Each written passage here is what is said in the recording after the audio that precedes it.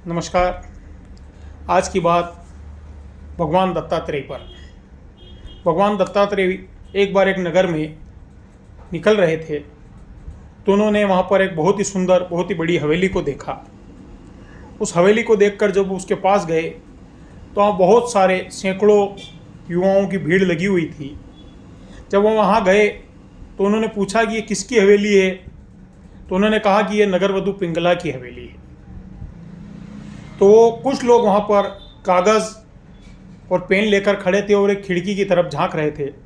भगवान दत्तात्रेय ने कहा कि तुम लोग यहाँ क्या कर रहे हो? तो उन्होंने कहा कि हम कवि हैं, हम लेखक हैं, हम पत्रकार हैं, हम यहाँ पर खड़े हैं और जब पिंगला यहाँ से गुजरेगी, इस खिड़की में आकर के वो अपने बालों को सुखाएगी तो हम उसको देखेंगे और उस पर कविताएं लिखेंगे, उस पर रचना लिखेंगे, उस पर लेख लिखेंगे।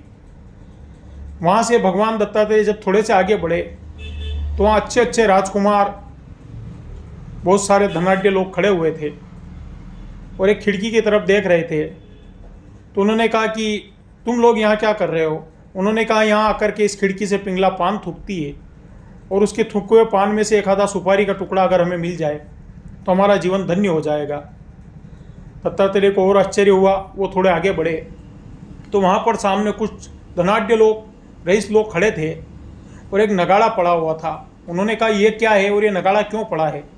तो किसी ने कहा कि ये जो नगाड़ा है इस पर एक चोट मारने की कीमत 10,000 स्वर्ण मुद्राएं हैं और इस पर चोट मारते ही पिंगला इस गलियारे से गुजरती है और वो हमें देखने के लिए मिलती है, लेकिन इसकी कीमत 10,000 स्वर्ण मुद्राएं हैं। तो भगवान दत्तात्रेय तो ठहरे उधरदानी। उन्होंने लिया हाथ में डंडा और कूटने लगे नगाड़े को उन्होंने 50-100 बार कूट डाला। पिंगला सोई हुई थी। उसने सोचा ऐसा कौन सा रईस हुआ आया है जिसने इस नगाड़े को एक बार बजाने की 10,000 स्वर्ण मुद्राएं और 100-200 बार इसको बजा दिया। तो उठी और आकर के उसने देखा तो सामने तो अवधूत योगी जटा बढ़ाए हुए भगवान दत्तात्रेय खड़े थे। उन्होंने कहा कौन पागल है? सैनिकों से कहा इसे भगाओ, इसने आकर के मेरी नींद हराम कर दी। तो जैसे ही वो सैनिक उन्हें भगाने लगे तो भगवान दत्तात्रेय ने कहा देख पिंगला, धन तो मैं तुझे इतना दे सकता हूँ कि तू उसको हजम नहीं कर पाएगी। और उन्होंने एक चुटकी आसमान की तरफ बजाई तो सोने चांदी की बरसात होने लगी। पिंगला ने देखा कि वास्तव में ये कोई सिद्ध आदमी है। उन्होंने कहा कि मैं तुम्हें कैसे खुश करूं, तुम्हें कौन सा नृत्य दिखाऊं या कौन सी रागिनी सुनाऊं? तो भगवान दत्तात्रेय बोले कि मेरे तो नस नस में नृत्य भरा है, मेरे नस नस में रागिनियाँ हैं। तो पिंगला समझ गई यह कोई न कोई बहुत ही सिद्ध पुरुष है। वो उनसे आज्ञा लेकर के कि प्रभु मैं आती हूँ, अंदर गई। उसने स्नान किया, अपने केशों को कटवाया, उसने भगवा वस्त्र धारण किए और भगवान दत्तात्रेय की शरण में आ गई और बोली कि प्रभु मुझे अपनी शरण में ले लीजिए, मुझे अब इस मोह माया से कोई मतलब नहीं रहा, मैं आपकी भक्त बनना चाहती हूँ, आपकी चेली बनना चाहती हूँ और मैं वैराग्य का जीवन जीना चाहती हूँ।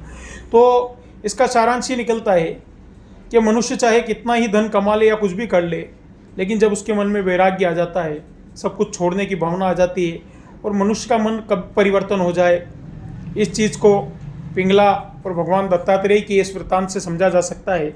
इसलिए चाहे जीवन भर हम धन के पीछे भागते रहें, धन कमाते रहें, लेकिन जिस दिन मन ने सोच लिया, क्योंकि यह मन बैरागी है, और जब इसने बैराग लेने का सोच लिया तो फिर वो धन, दौलत, मान, सम्मान, रूप, रंग किसी काम का नहीं होता है।